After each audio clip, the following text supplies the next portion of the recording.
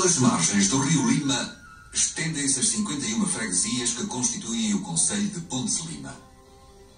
Na margem esquerda fica a freguesia da Corrilhã, onde no domingo seguinte ao último sábado de julho, em cada ano, se realizam as festas de Nossa Senhora da Boa Morte, motivo aliás que nos trouxe a estas paragens.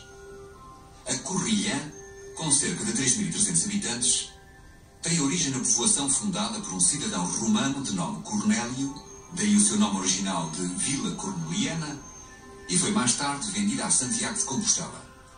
Em 1426, no reinado de Dom João I, o conde de Barcelos Dom Afonso comprou a Mitra de Compostela, passando a partir daí a pertencer à Casa de Bragança, o que significava, entre outras coisas, que 1/5 de toda a produção da terra era entregue na Casa do Paço e daí se ia para a Casa de Bragança, transformada em metal sonante.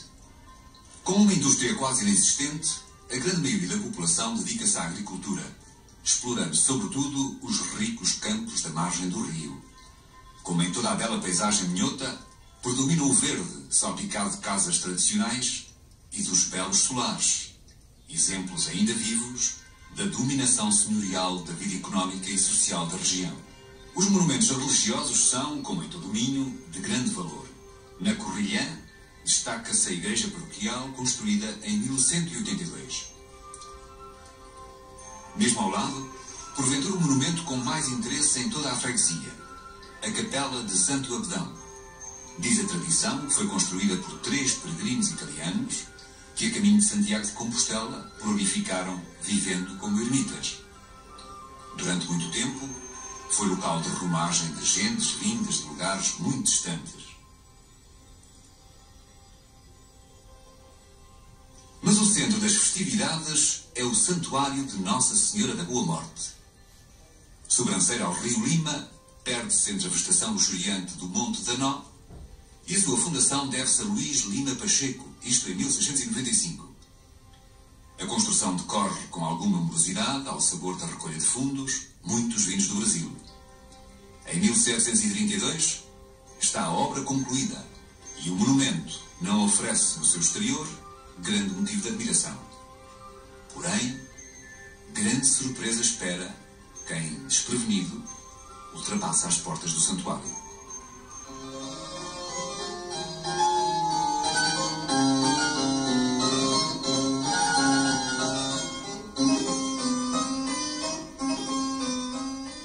A Irmandade de Nossa Senhora da Boa Morte contratou em 1719 o entalhador bracarense Francisco Pereira de Castro para executar o retábulo.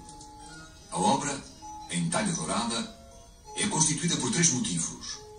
Junto ao solo, a lamentação de Cristo. O Cristo morto está acompanhado por sua mãe, São João Evangelista, Maria Madalena, uma santa mulher, João de Arimateia, Nicodemos e 2 adolescentes. Maravilhemo-nos com a força das imagens.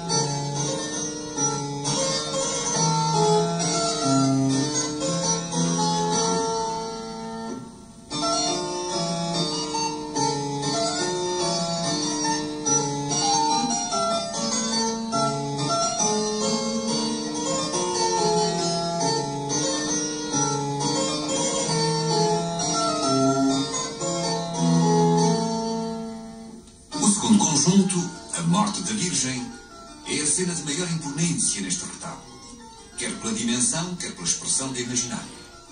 Ao centro está Nossa Senhora, deitada no leito mortuário, rodeada pelos apóstolos. Estes, de um profundo, livre e admirável sentido expressionista, acusam uma espontânea adesão ao espírito barroco. Poderão estas imagens, esculpidas por um artista de raiz popular, quase anónimo, ter uma certa dureza e rigidez na modulação dos volumes. Porém, a força interior que anima cada figura através dos gestos, das vestes, dos rostos, dá aos apóstolos uma feição verdadeiramente viva e empolgante.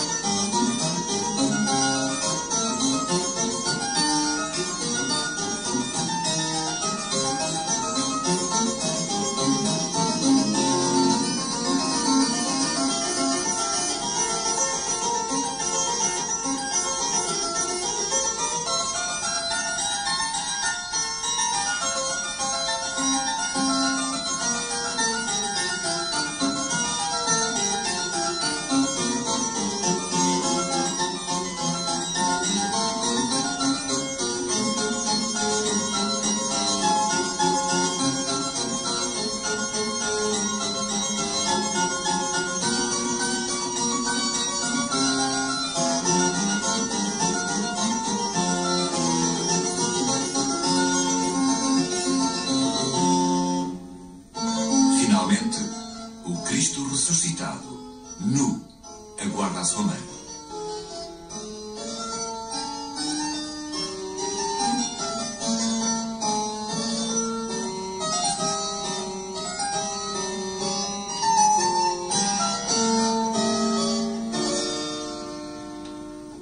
Montam-se as tendas.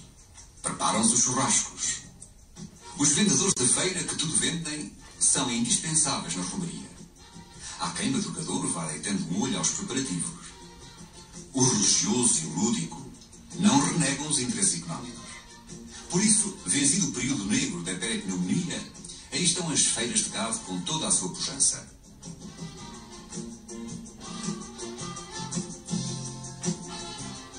E de todo o gado, o vácuo continua a desempenhar papel fundamental na economia doméstica do pequeno agricultor.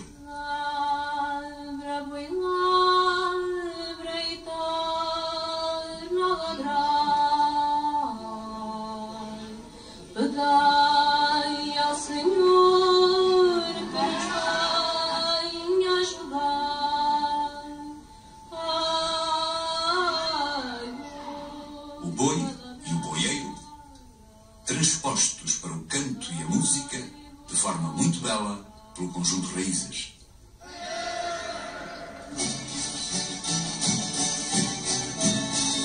Que dais a quem vos vai ver, ó Senhor do alívio, que dais a quem vos vai ver, o guerreiro para assar, água fresca para beber, ó Senhor do alívio, que dais a quem vos vai ver.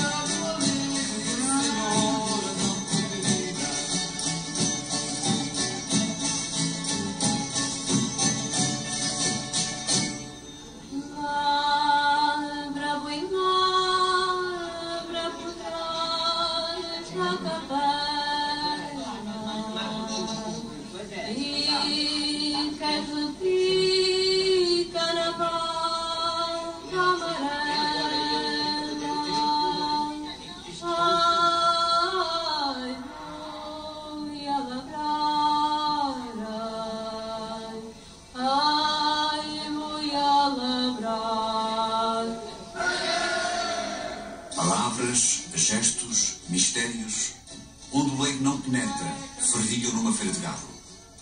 O boi e a sua importância, nas palavras escritas por Raul Brandão.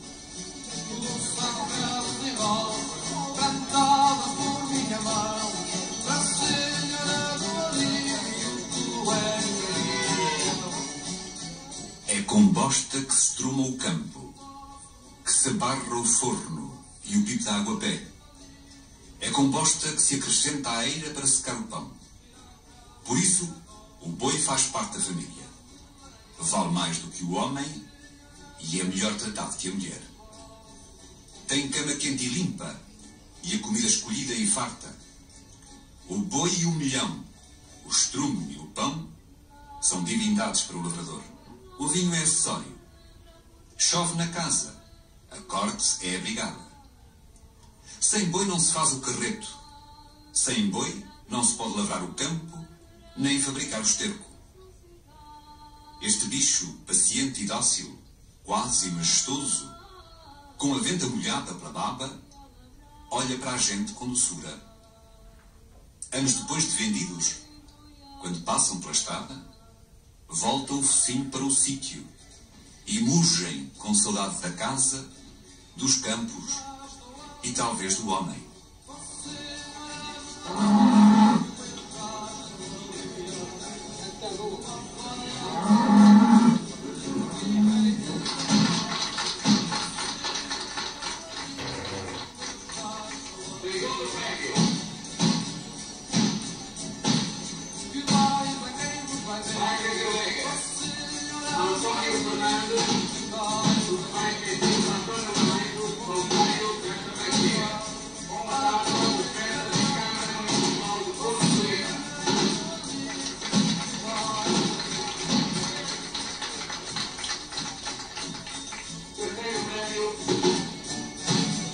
E uma oferta da Junta de Freguesia de Goiás.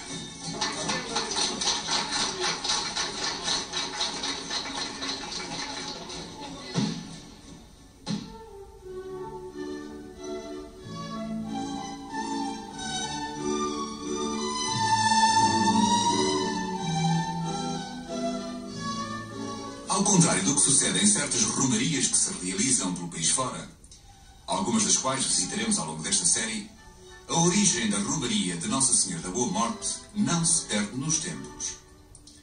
Isto não invalida que tenha os sinais, as características de todas as romarias miúdas.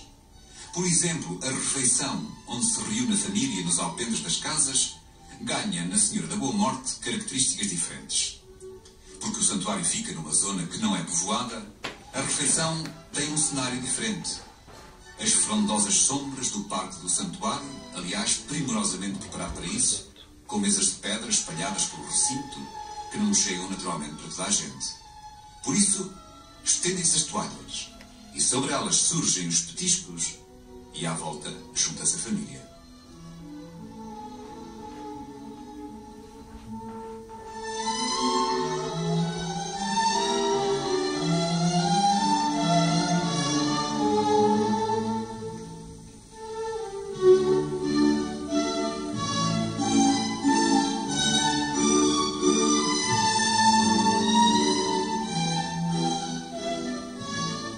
Depois do repasto e de algumas cestas, enquanto não chega o grande momento da procissão, os milhares de forasteiros giram pelo parque na procura do convívio, da música, das compras e das sombras.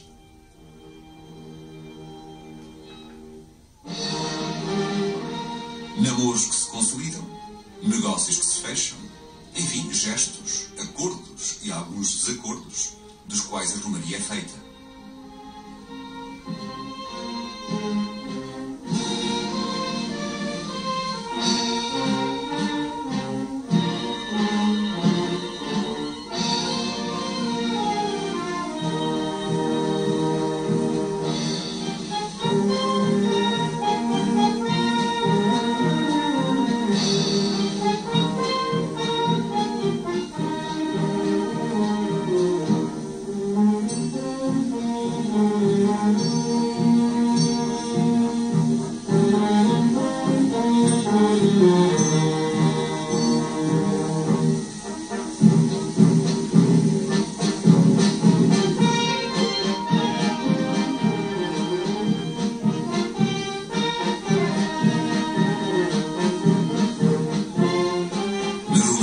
Feira da Boa Morte, como em todas, cada ano se vem acentuando um fenómeno curioso do qual não procuramos as razões.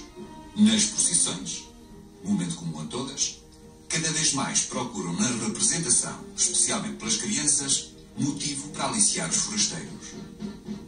É por isso que durante a tarde, antes da procissão, se vão vendo, misturados com a multidão, aqui e ali, uma Santa Teresinha, um São Bento, um anjinho, ou outra qualquer figura religiosa que veremos mais tarde na procissão, para o orgulho dos papás e mamãs e admiração dos assistentes.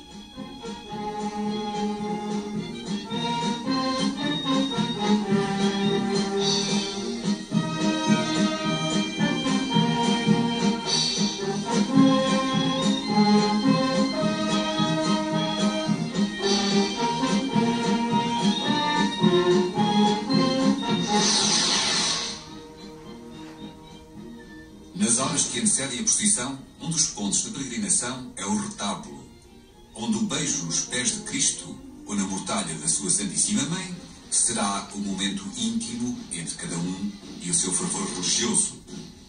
Gesto naturalmente recusado diante das nossas câmaras, coisa que elas não levam a mal, a cada um a sua fé. Finalmente, o grande momento que a fanfarra anuncia.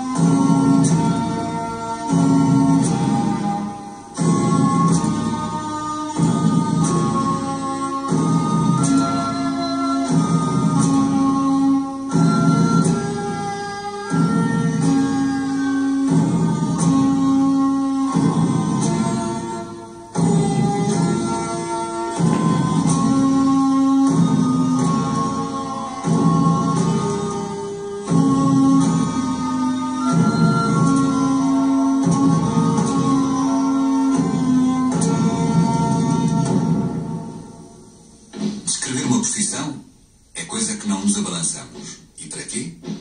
Não são as imagens suficientes?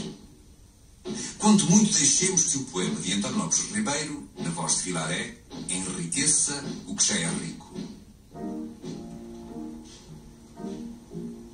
Tocam os sinos na torre da igreja, há rosmaninho e alecrim pelo chão.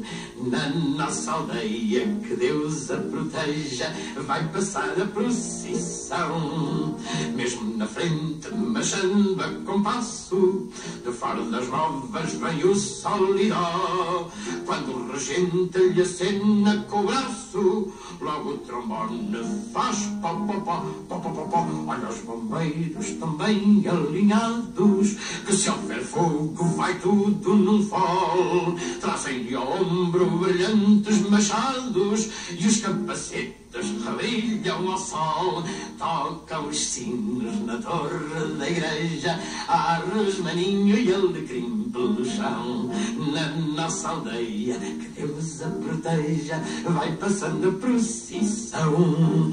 Olha os irmãos da nossa confraria, muito solenes nas opas vermelhas. Ninguém supôs que nesta aldeia havia tantos bigodes e tais sobrancelhas. Ai, que bonito bonitos que vão os anjinhos, com que cuidado os vestiram em casa.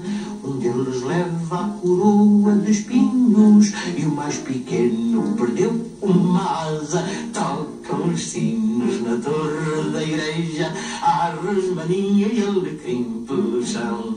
Na nossa aldeia, que Deus a proteja, vai passando a procissão. Pelas janelas as mães e as filhas, as coxas ricas formando troféu, e os lindos rostos por trás das mantilhas parecem de anjos que vieram do céu. Com o calor o prior vai aflito e o povo ajoelha ao passar o andor. Não há na aldeia nada mais bonito que estes passeios de Nosso Senhor. Tocam os sinos na torre da igreja, arros, maninho e alecrim pelo chão. Na nossa aldeia, que Deus a proteja, já passou a procissão.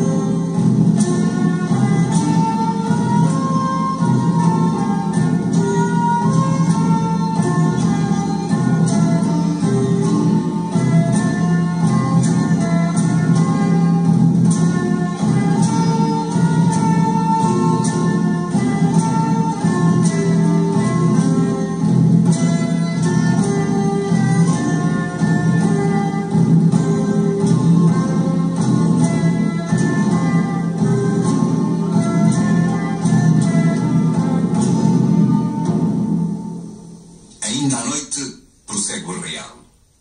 Como toda a festa minhota, esta não acabará sem fogo de artifício. Extingue-se o fogo. Acaba a festa. Para o ano haverá mais.